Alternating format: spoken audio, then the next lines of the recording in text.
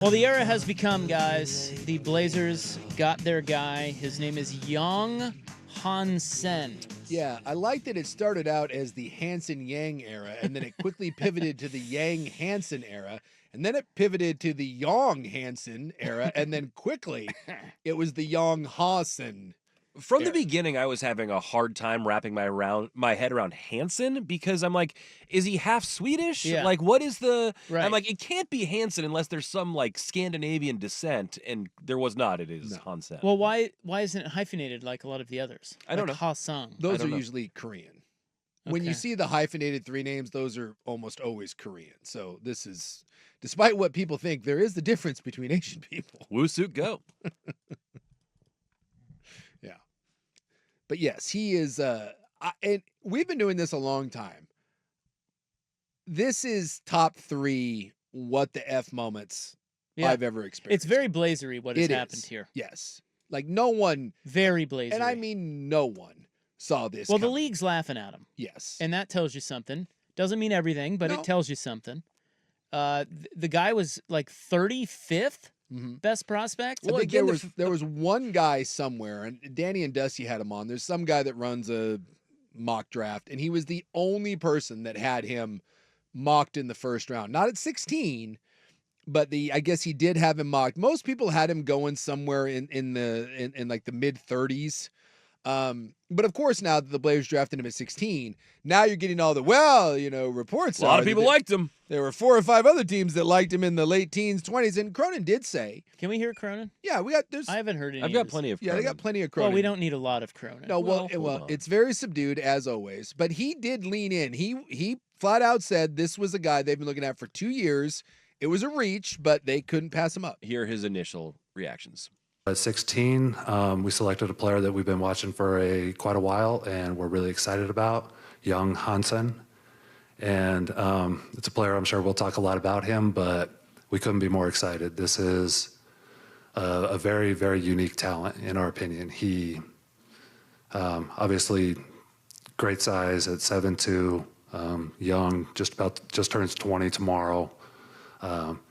High-end skill set, his ability to pass, his basketball IQ, his functionality in the post, his ability to step out. We think he'll, be a good free throw shooter. We think he'll make perimeter jump shots as well.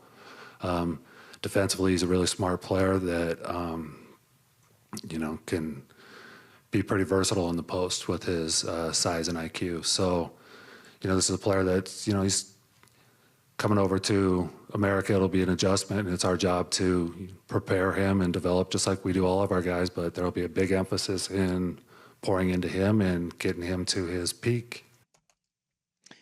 Okay. There's a very subdued. Why does he always have shaky voice? Like he always sounds scared. He just feels like I could. There's a little wavering there. If you wanted to go to sleep, like he should read like a prepared statement, and you just listen. Like if you listen to his press conference while going to bed, Bedtime stories with Mick. Yeah, like, what? You'd be out. By the way, the Hornets just took Ryan Kalkbrenner. And again, this is why I like the second round. Dude, that guy, did you ever watch him? Yeah, he's the center out of Creighton. Yeah. Yeah. Big dude. That's second round, baby. Kind of sucks. But you put him with Con Knipple? Come on. It's a whiteout.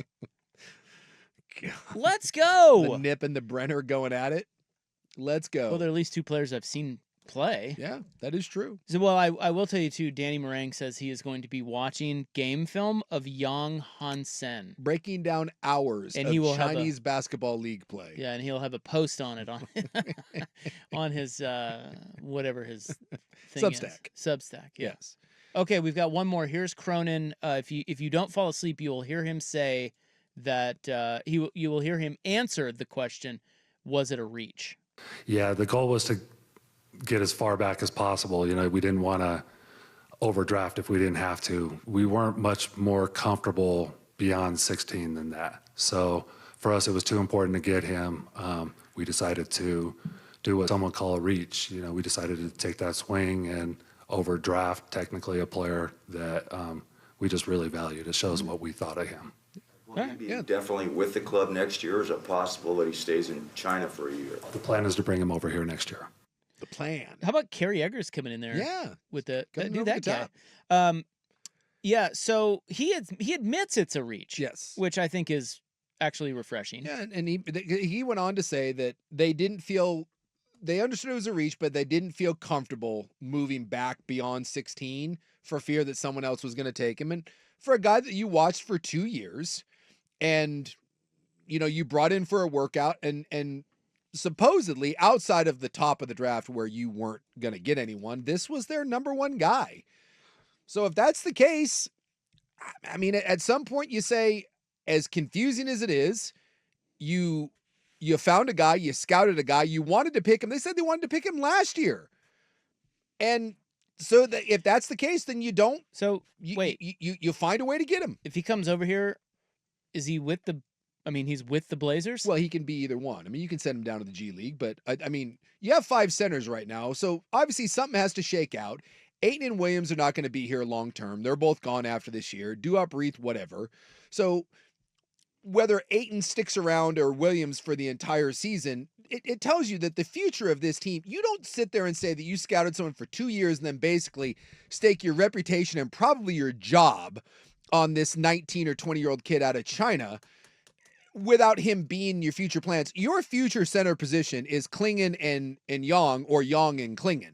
It's that. So everyone else, whether he's in the G League next year for part of the time, he is the center of the future with Klingon moving forward. Do we have a Klingon Yang nickname yet? Well, I think it was Kling Kong and then Yongzilla, I think, is the one that people are throwing out there. But what about them together? Like Don Yang? Yeah, I don't know. Or, I mean, I don't know. I'm workshopping. Kling Yong? Yongovan? Yeah, I don't know how that would that would work. But they can't play on the floor together, I can assure you of that. Donovan Klingson? I think the question about him, about Young, is does his athleticism translate? And we know Klingon is the definition of a big anchor. Look, not to spend too much time breaking down the Blazers here, because there's clearly more trades coming or more moves coming. Yeah. Okay, there are. They have to be doing something else. Yeah. Because otherwise, none of this makes any sense. No. Can we talk about them having the weirdest roster in the league? It's very strange. With Holiday now. So they go out and get Drew Holiday, who's one of the best players they've had since Damian Lillard. Except he's about 3 years too old. Yeah, he's on the backside. Yeah. But then they draft a 20-year-old 7'2" Chinaman to put with Scoot and Shaden, but also Ayton and Grant, and like Robert Williams maybe has legs. I don't know.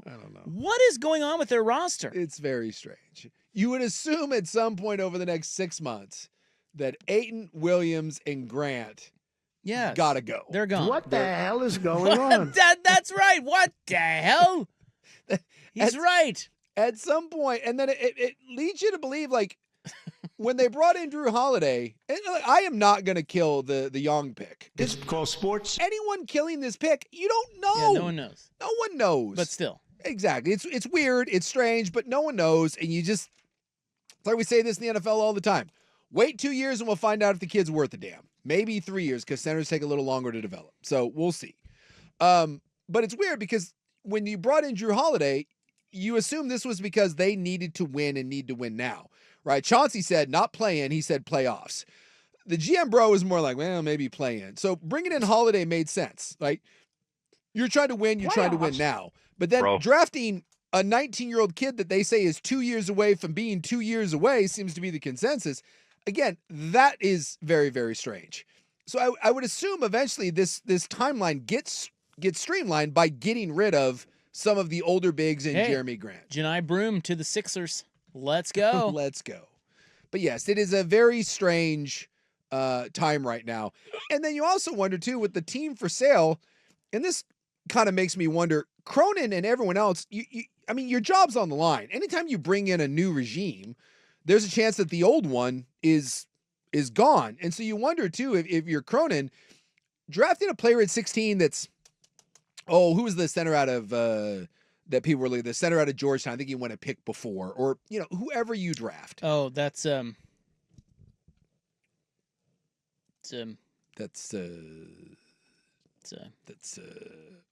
look at the people that went right behind it. Sorber?